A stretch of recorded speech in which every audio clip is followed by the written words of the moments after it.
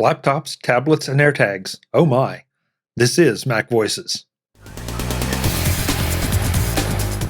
This edition of MacVoices is supported by NordVPN.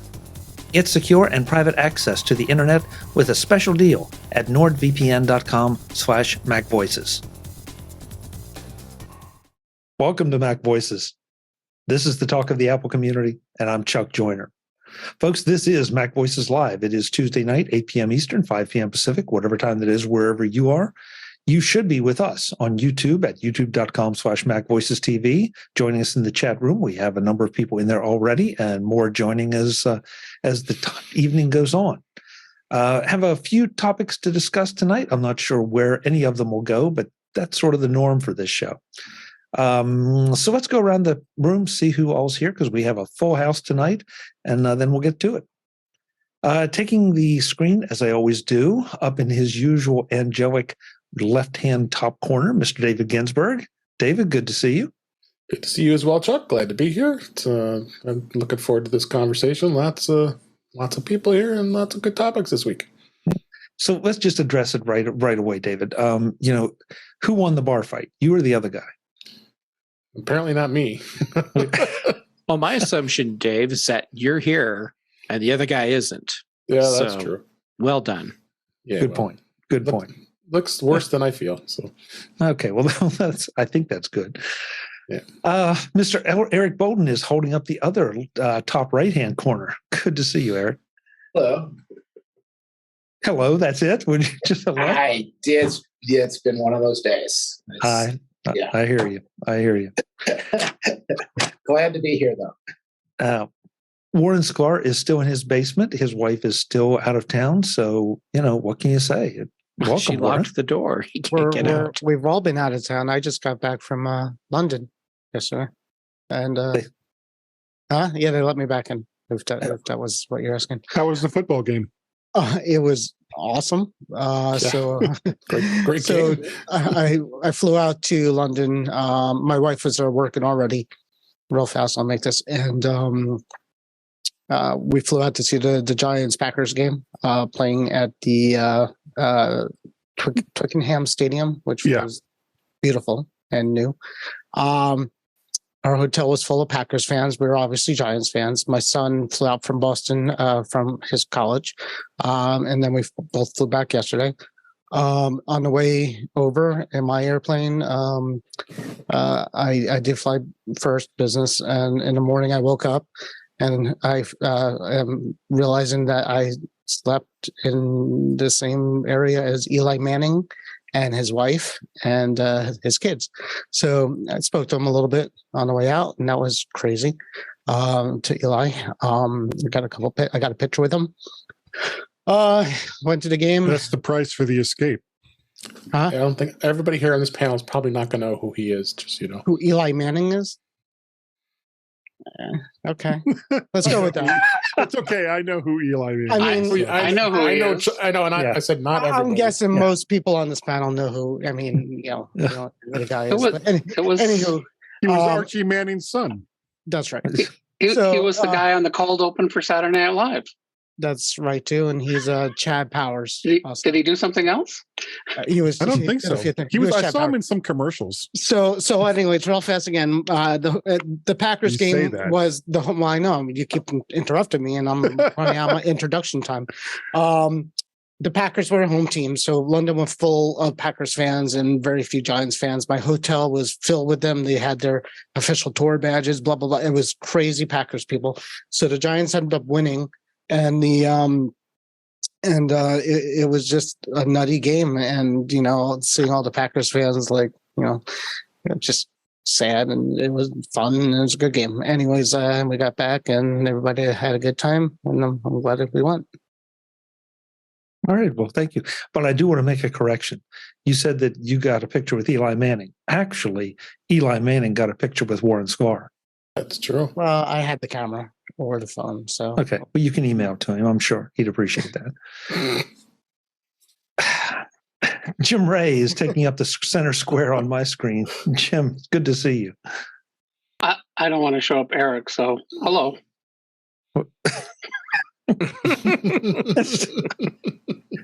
That's Jim Ray doing his finest Eric Bolden impression. That was very nice. Andrew Orr has come back. Andrew, it's great to see you. Hey, I try to come here now and then. Good to be here. Hey, you're always welcome. It's always good to see you. Your byline has been showing up more and more. Good stuff. Yeah. Thank you. Yeah, we're watching, Andrew. We're watching and reading, of course. Mr. Webb Bixby is here with a very, very nice skyline shot. Webb, good to have you. Good to be here, Chuck. Yeah, like I mentioned in the chat that I was at the Chiefs Raiders game, so I'm a football fan too. So awesome. Yeah, I consider myself a passive football fan. I don't follow it that closely, but I enjoy a good game, and there've been some really good games this year already. It's a lot easier than following a lot of the other sports where they play every 3 hours. It seems like baseball and hockey, but yeah, there's only agreed. 15 games. Yeah, I would say it's a little bit more exciting than golf, Chuck, but that's just me. You know. Well, it depends on where. I mean, it's probably a faster sport than golf, but I think golf is a bit more zen-like. Good to be here. Thank you. Thank you, Bless Guy. you. Nicely Guy. done. Nicely done without muting. Right on cue. Jeff Gamet is here as well, and he is an avowed non-football guy, as I understand it. Hello.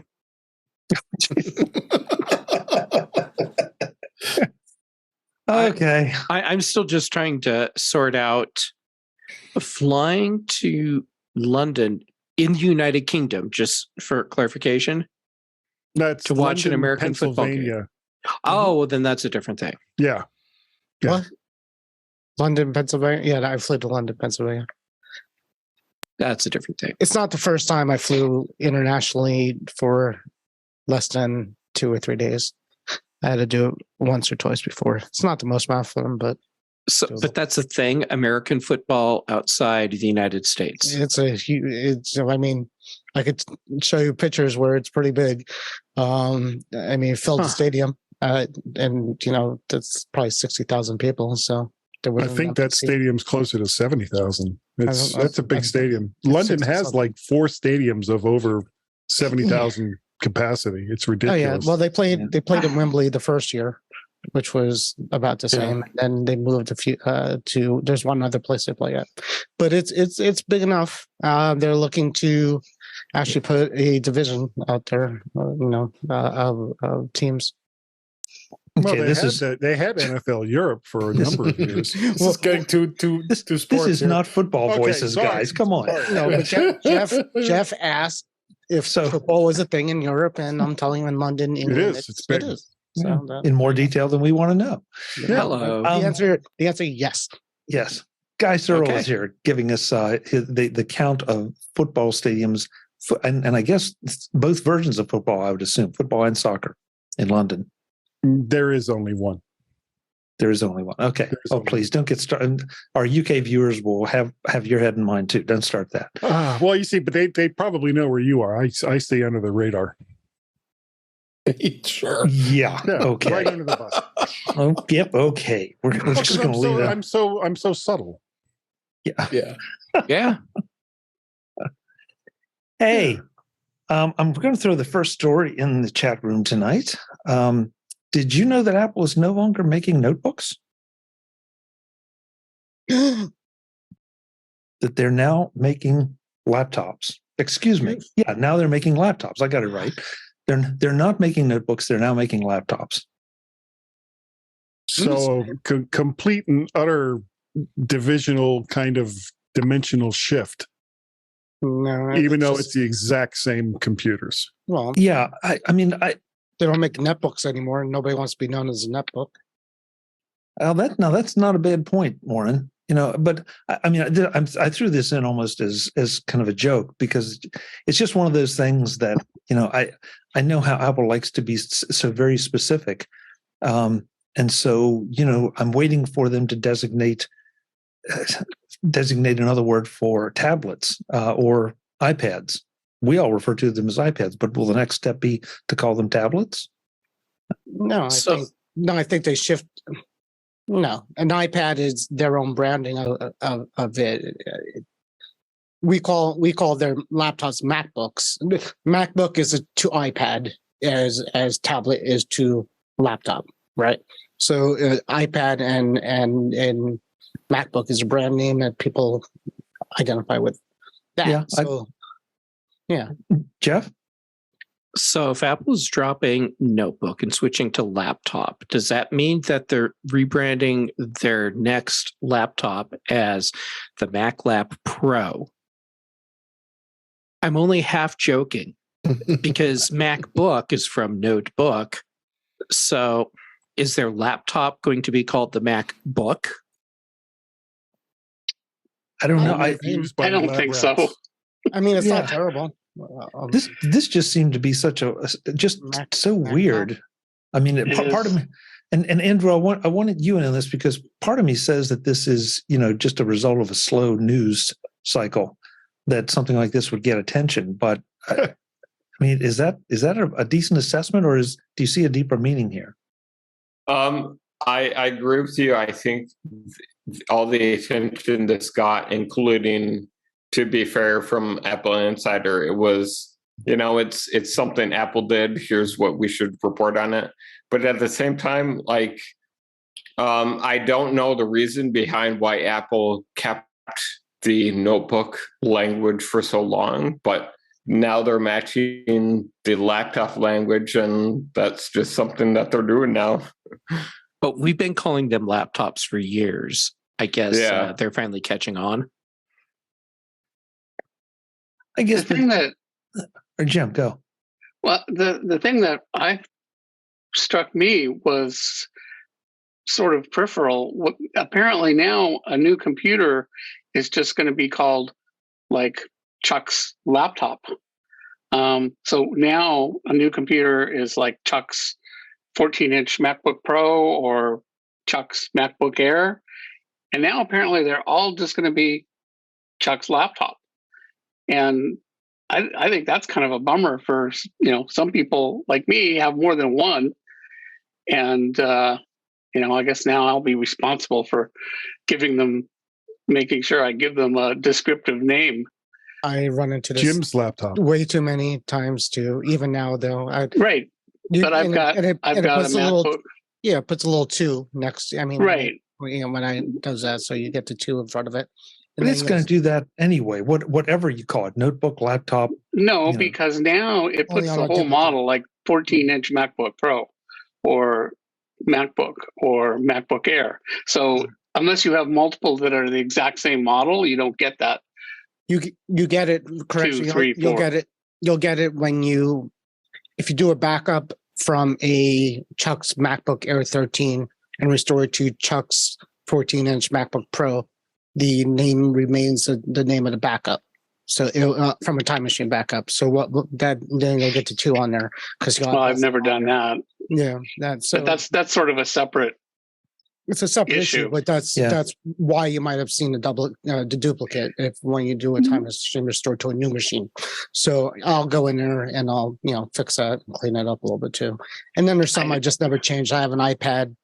My iPad mini still says Warren's iPad Pro because I must restore it from the Pro return. So, yeah, I've had that happen too. I don't know. I mean, Brad in the chat room is saying maybe a Samsung Galaxy Note name confused people, so laptop is a safer name, or maybe so few people actually read a book that they wanted greater separation from the term book. I don't know. Apple is not changing the name because of something Samsung does. Yeah. No. I think it's just language. But I honestly think notebook is a better description name for a laptop device than a laptop is, because in theory a laptop indicates that nobody puts laptops actually in their laps anymore. So I wonder, they're really cold. If you get a Mac Studio or a Mac Mini, is that now going to just come up as the name of it is desktop, Jim's desktop? Every single one of them? I'll say. Well, that's the same thing. If it's just Jim's laptop, or it should be Jim's desktop. They're now saying we're not going to put the model name in the name of the computer anymore. It's better in Windows that, you get a new Windows computer and it basically is a jumble of, characters and letters.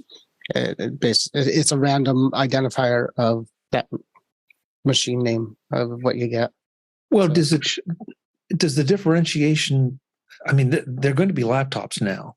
And they've been laptops for a while. All right, nothing is changing here, but is it just a subtle perception thing that, we have laptops and desktops and we just want to eliminate the phrase notebook? We've seen Apple do weird things like this before. They've changed the capitalization of the OSs, Mac OS, iOS, iPad OS, and they've changed some other things in the past that, it just, they just kind of rewrite things and say, okay, this is the way it is going forward, and we all fall in line. This one, I think, is going to be a little bit harder. I think it's just language. I think, like Andrew said, we all call them laptops anyways, and Apple probably knows that and wants to just jump on board. Mm-hmm. In the chat room, Brian says lots of interesting odd naming conventions with Apple. Apple TV, Apple TV Plus, Apple TV, the app, etc.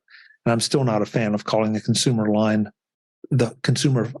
Phone Plus and the Pro line Max.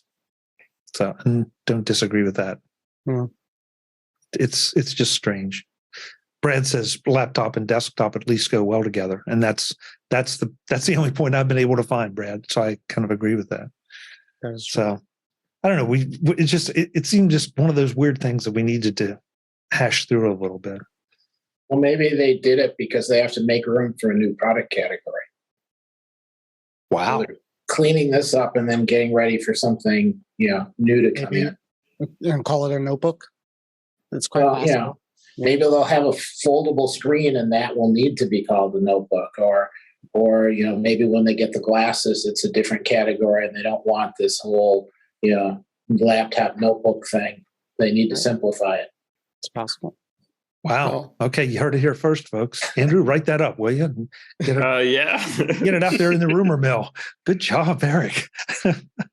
Andrew, insider sources say Apple is changing the name for a new product line. I like the foldable. There's a headline. Notebook. Yeah. Mm-hmm. This edition of MacVoices is supported by NordVPN. Get secure and private access to the internet with NordVPN. Are you missing out on your favorite show because it's not available in your region? Trying to keep your private time private? Let's talk about NordVPN. NordVPN keeps your information encrypted so you never have to worry about your IP or location getting out. Where you surf and what you look at is yours and yours alone. That means if you're bored with US Netflix and want to see what the UK version offers, you can with the click of a button. Or maybe check out some Japanese anime from, surprise, Japan. Another click of the button. With over 5,000 server options, no show is out of your reach. Using my link, nordvpn.com/MacVoices, can get you a great deal on a 2-year plan plus 4 months free. That's 28 months of privacy and security for all your surfing and video binging, no matter where you are and what you want to watch. And NordVPN has a 30-day money-back guarantee. If you love the service, terrific. If not, let them know, and they'll send a refund, and you can go back to your old surfing ways. But who's going to want to do that? Check it out at nordvpn.com/MacVoices and get your subscription started today. That's nordvpn.com/MacVoices. Thanks to NordVPN for their support of this week's MacVoices. Honestly, all the years I've worked in IT, I might have used the word notebook for a laptop maybe my first few years in my career. It's always been a laptop to me. We have laptop tablet. That's the terminology now, and that's why I just find this an interesting discussion here. That I didn't even think Apple really cared what they called it. They called it a laptop, or they called it a MacBook Pro. And that's really if you're an end user, it's a laptop, LABTOP. Oh, a laptop? Okay. Yeah. Did Apple actually use the word notebook in their marketing material? I don't recall. Yeah, so that was part of the reporting on this from what I've seen. They, on all of Apple's pages and support pages, they use the term notebook. And then suddenly, I think we all only noticed this earlier this week. I think that they suddenly switched to a laptop. I don't know. It's just, we're being a bit pedantic here, but it's just kind of interesting that we see this. But Eric does bring up an interesting idea that if we do suddenly get a foldable device, and I'm staying away from the phone part, but if we get a foldable device, could that be branded as a notebook and have that be a bit more logical kind of name? So I don't know. Again, well, if it happens, you heard it here first, Guy. Yeah, one thing to remember is that across the board, they're going with the A&M series of processors, and there's really not that much difference between them. So if they were going to create a new product category, it would fall in line that it was still going to use either an A or an M processor. So would it actually be a new product category, or would it just be something that would use iOS or the Mac OS? And would that still mean it was a new? I mean, if it's a different kind of Mac that folds or makes Panera bread or whatever, it's still a Mac at the end of the day.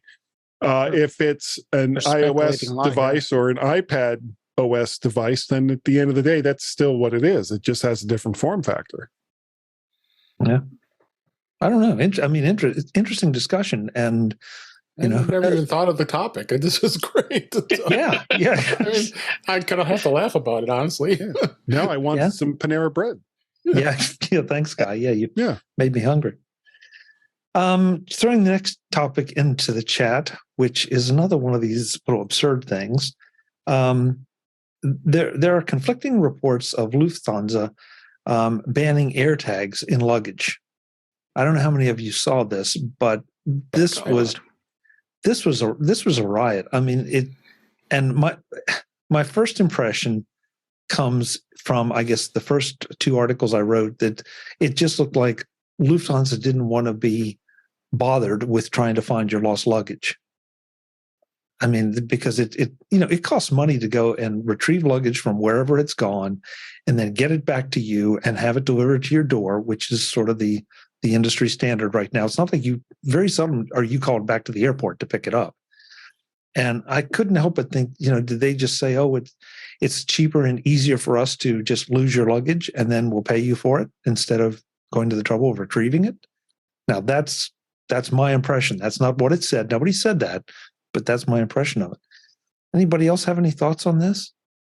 Yeah, it's a really stupid idea on behalf of Lufthansa. What happens if you're flying Virgin Air over to, say, London, and then picking up a Lufthansa flight from Heathrow over to Frankfurt? How are you supposed to know?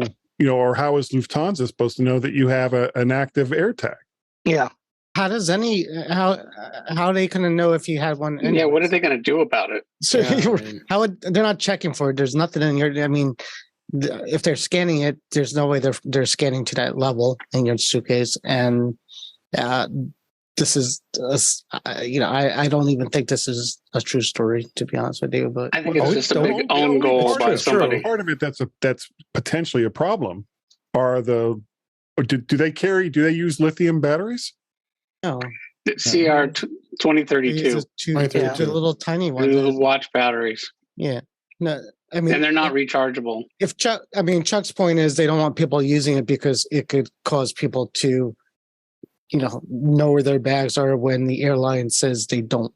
And that could cause issues too. And I think I said back when we were talking about this a while ago, Heathrow coming from London, I told you a couple months ago, had a, luggage, forts of luggage stuck in the airport because people were moving it. And somebody said, well, if you have an AirTag, I'm like, well, if you have an AirTag, you can go to Heathrow and, they'll look at you like you're crazy and they'll point to this, mountain of luggage and say, I guess go nuts. But, if it is, I don't see any reason, A, how they could even find out, and B, what the reasoning is on their part. Webb, I know you just Oh, were doing some business travel. I'm curious. I was just going to say that first of all, it does not sound like Lufthansa at all. They seem to be, pretty transparent, and this just didn't sound right to me. Aside from all the other things we talked about, how do you know? How are they going to check? So what are you going to do? You lose your bags, and they say, "I need to find my bag," and here's my iPhone. Show it to are they just going to ignore that? It just I don't give it a whole lot of credibility. Okay, that's fair. Jeff, you want in on this? Okay.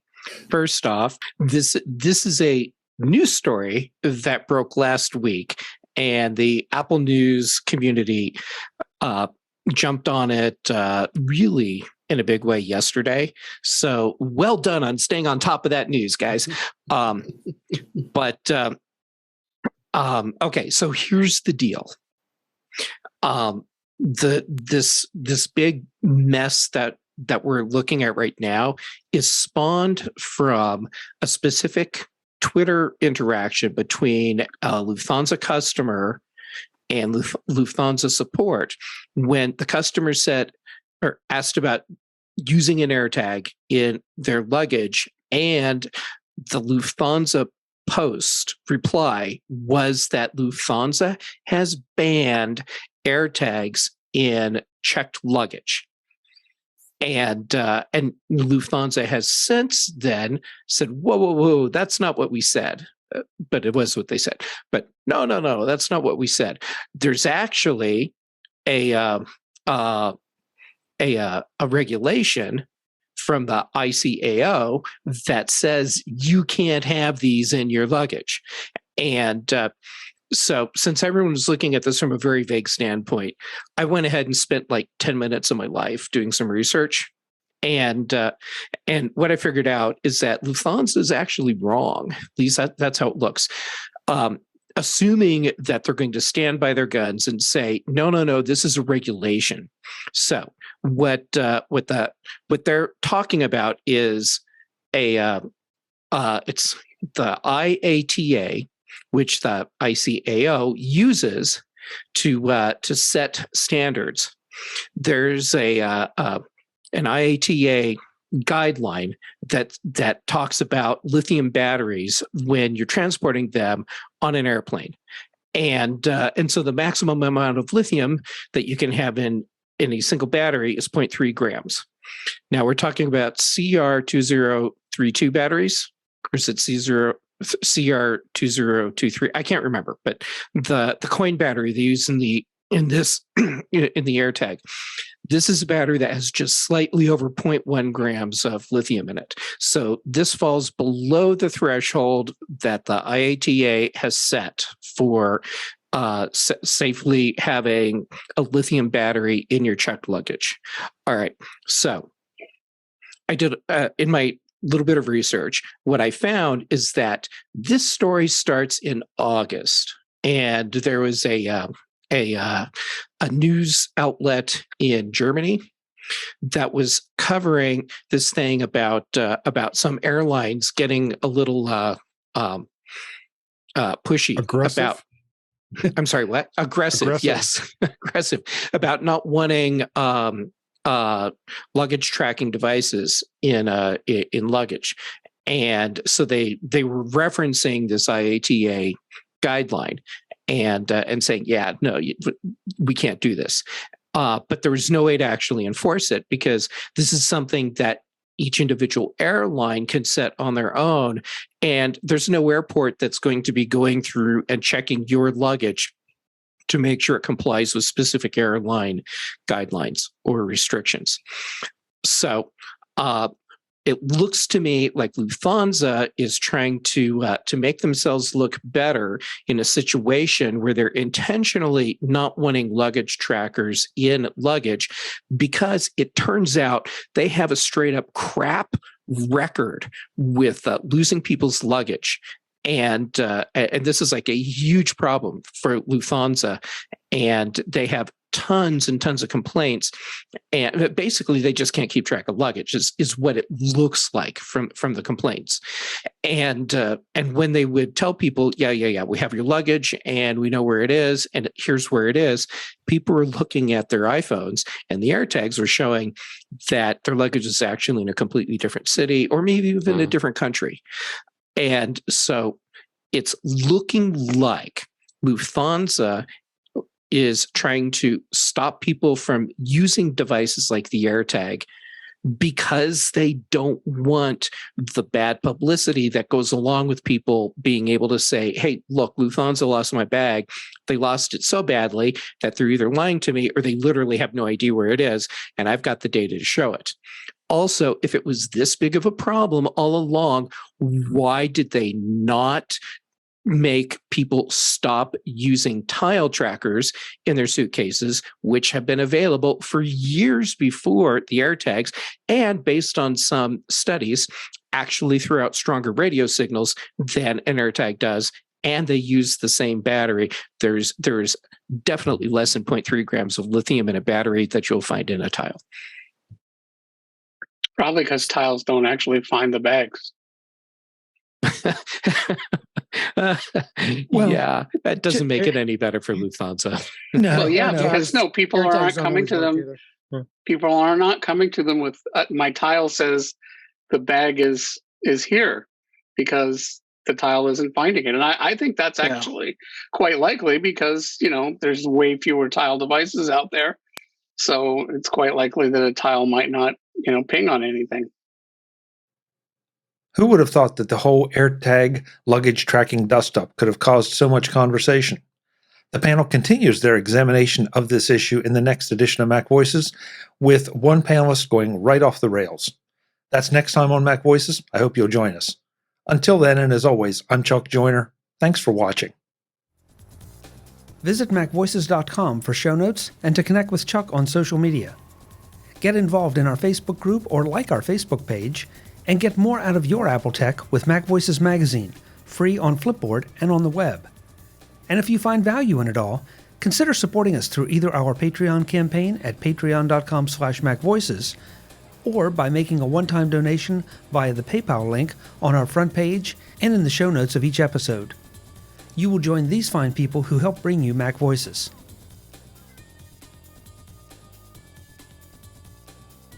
Advertising handled by Backbeat Media at backbeatmedia.com.